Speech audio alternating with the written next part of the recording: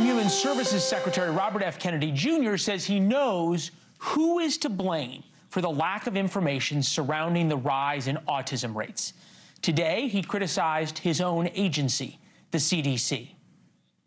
One of the things that I think that we need to move away from today is this ideology that the autism diagnosis, that the autism prevalence increases, the relentless increases, are simply artifacts of better diagnoses, better recognition, or changing diagnostic criteria. The facts are very simple. Autism is spiking in America. 1 in 31 children is diagnosed by the time they turn 8. That's up from 1 in 150 in 2000, a 383% increase. When I was diagnosed with what we now know to be autism, that number was 1 in 1,000. RFK Jr.'s push to get some answers about what's causing autism is the first step in reversing this horrible trend. And tonight, we're joined by someone who knows Kennedy well. Comedian Tim Dillon is with us. Host of The Tim Dillon Show, out with a new special called I Am Your Mother, which you can find on Netflix. Wait till the end of this show, though, to search for it. Tim, thank you. It's good to see you. RFK Jr. has been saying this stuff for 20, 30 years. Why is that messaging now resonating so much in the American climate and culture? I think people recognize that something is off about a lot of the food or the medicine, and I think he's the only person that's commented on that on a national stage. Like, no one else has really brought any of this up, and he's basically the only one talking about it. I think a lot of people seem to instinctively understand that there is something wrong with a lot of what we're told and a lot of what's going on, but, you know, we don't really know exactly what it is. So I think he, you know, whatever people think of him, whether they agree or disagree, he's genuinely, you know, concerned about people's health, and he says a lot of the same things that he's been saying for a very long time. Is there something, though, that the pandemic changed? Because for a long time for the scientific community, it was more important to be pro-vax than it was to acknowledge autism cases were on the rise, because if you asked why they were on the rise, then somehow that was impugning science. And the pandemic sort of beclowned so much of scientists, science, the CDC, NIH, et cetera. Are people now allowed, people even like you as a comedian, allowed to now talk about these issues, kind of poke fun at these issues that are in now the zeitgeist? I think we were always allowed. I think people, you know, will have different reactions to different things people say. Obviously, I think people are more relaxed now than they were during the pandemic. I think that, you know, we're kind of moving on. I think, you know, people, it was very exhausting for people to constantly be angry all the time and mad. And I think people now are trying to find a little more nuance in things, hopefully.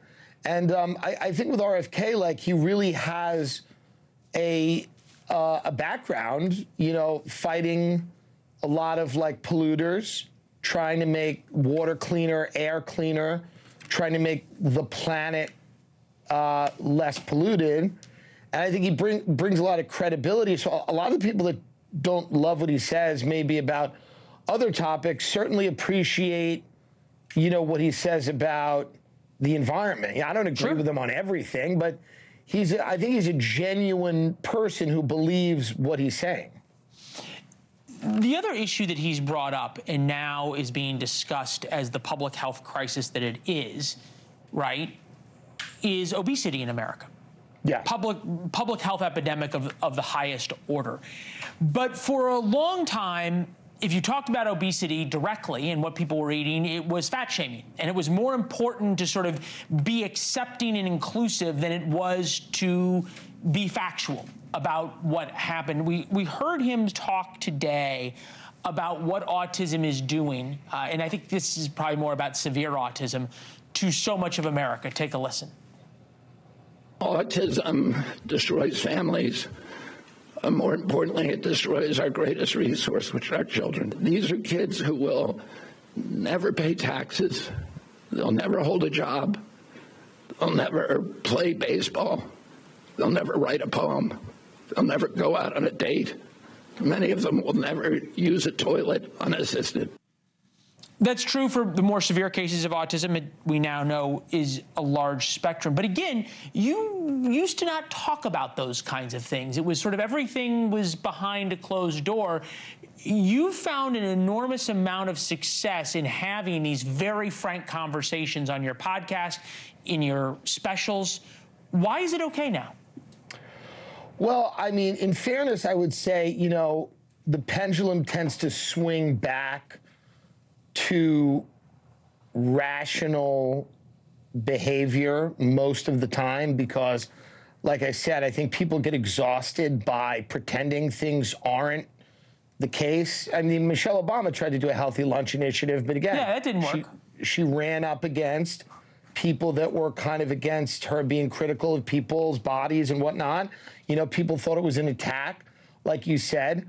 I think people now are realizing that in order to get through this, we're going to have real conversations, and people are not always going to like it, but that's okay. You know, I think RFK is not going far enough with food. I think he should, you know, go into fast food restaurants with the military and shut them down. I think he should take people off the line at Chick-fil-A at gunpoint. But, you know, he hasn't done that yet. That would certainly help me. That would help many people I know. So I hope he goes further. When you say help you specifically, tell me what you mean. Well, if I was going to go to Taco Bell, but I knew that RFK would be there with the military, I might think twice about it. So in other words, you would want him to pry the cheesy gordita crunch from your cold, dead hands. Cold, soon-to-be dead hands, if you listen to him, yes. Okay, and why don't you think he's doing that? Well, you know, here's the deal.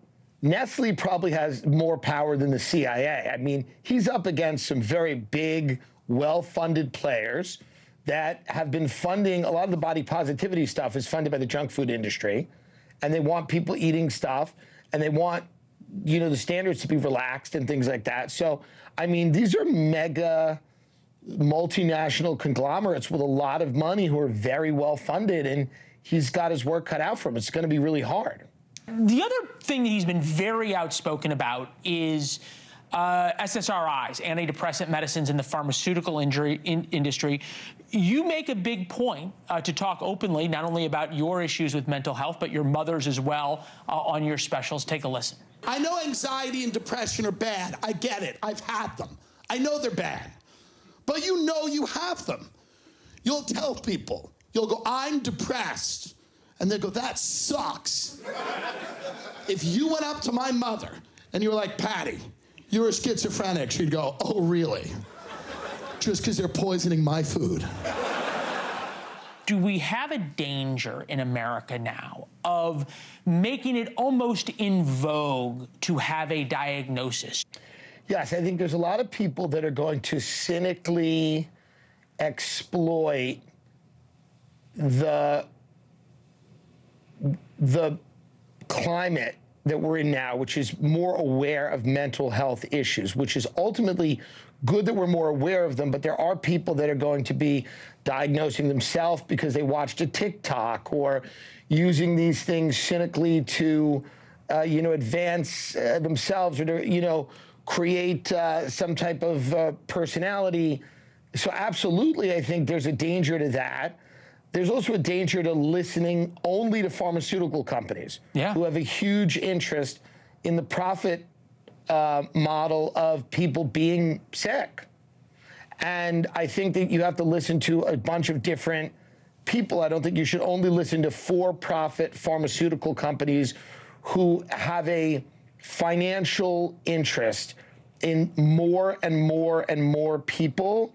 And I'm not against people being on medicine. I'm not against people being helped by medicine. But I think that you cannot trust always the drug dealer who has an interest in giving you drugs. Well, as we say in Washington, follow the money. That works almost everywhere in the world. Tim, stay right there. One more topic we want to get your opinion on when we come back is cancel culture officially canceled, and whether that really is a good thing. And we're back. Comedian Tim Dillon, who's out with a new Netflix special covering everything from politics, cancel culture, and more. A little bit of the preview. You podcasters think you've inherited the kingdom.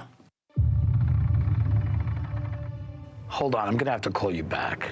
Whispering in ears, swaying elections, spinning the truth like it was cotton candy, when in fact you're nothing but a bunch of clowns juggling boner pills and hair tonic.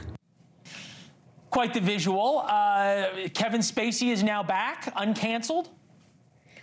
He helped us do a promo for the special, and he was acquitted in a criminal trial and a civil trial. And he's a talented guy, and that was Netflix's first hit show. Yeah. So we had House him of Cards. Yeah. But in a larger sense, like, and we've heard this, right? That sort of Me Too is over, the cancel culture is over. Is that proof of it? Well, listen, I don't know if him doing a promo for my special is proof of it, but again, I think come on, you're a big deal, man. Huge. Oh, that's very sweet of you. Yeah. I think that people are tired. People are just tired of, like, you know, banishing people. People are imperfect. They're flawed. They make mistakes. They, you know, I mean, we're all human beings. I think people are a little tired of, like, just holding people up to a magnifying glass and going, I'm going to exile that person from society. I think that makes no sense. I think about the end of cancel culture, and people, you know, you make some great points. But then I think about my mother, and granted, I was sort of brought up with a stiff upper lip, the idea that you behave in certain ways, you dress certain ways, all of that kind of stuff. Has there been a sort of degradation of the culture to the point that there's no standards at all anymore? Well, certainly I think we've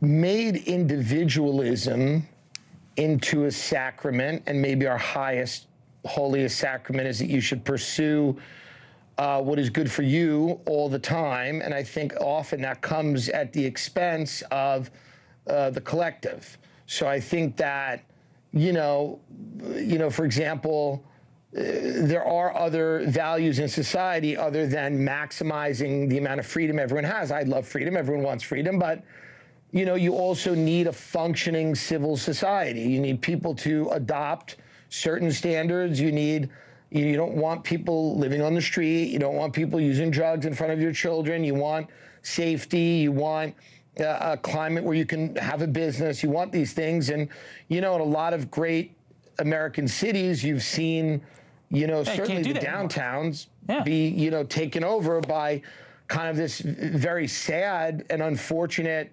lawless, chaotic, you know, reality that is preventing people from having a business and, you know, walking their kids to school. So, yeah, I think that we need, unfortunately, to have certain standards and agree on certain things. Yeah, which sort of in the name of compassion, at some point, we sort of let everybody be you, and some people being them may not be the best thing. According to a new Yale youth poll, a survey affiliated with the Yale Institute for Social and Political Studies, voters aged 18 to 21 lean Republican by 11 points when who they would support in the 2026 congressional elections. And that is exactly the opposite of everything we've seen, because normally the youth vote is overwhelmingly Democratic. And the older 20 demographic, overwhelmingly Democratic. It's that young group, 18 to 23-year-olds. What's happening with the kids? The Democrats are taking the blame for COVID, and I think that's not wrong. I think a lot of these kids couldn't go to a prom, and they had to do like drive-by birthday parties, and, you know, some of them couldn't say goodbye to their grandparents. They had to say goodbye through like a plastic bag or something, and I think they're angry about that. And I think the party in power is getting, you know, during that time is getting the blame for that. I also think that, you know, kids want to have fun. I think Donald Trump is fun. I think he's more fun. I think that, you know, you have a party right now that on the left that needs to rediscover how to just be a little bit more fun and exciting and not be scolding people. And, you know, I think they're getting there, but I think they're not quite there yet. You know, Tim, there will be people who say, why do you have a comedian on the show? And I answered it in War Notes earlier. I said, because people who do what you do, which is an incredible skill, have an understanding of the human equation and where culture is going. Politics is always downstream of culture. You help us understand the culture. Thank you for being with us. We appreciate it. Well, thank you. I don't know if that's true, but I hope it is. I say it's true. Look, it's my show. If I say it's true here, right? Everybody gets their own truth right now. All right. Tim, thank you very much. All right. His new special, I'm Your Mother, out now on Netflix. Thanks for watching. Go to joinnn.com to find NewsNation on your television provider. And don't forget to click the red subscribe button below to get more of NewsNation's fact-driven, unbiased coverage.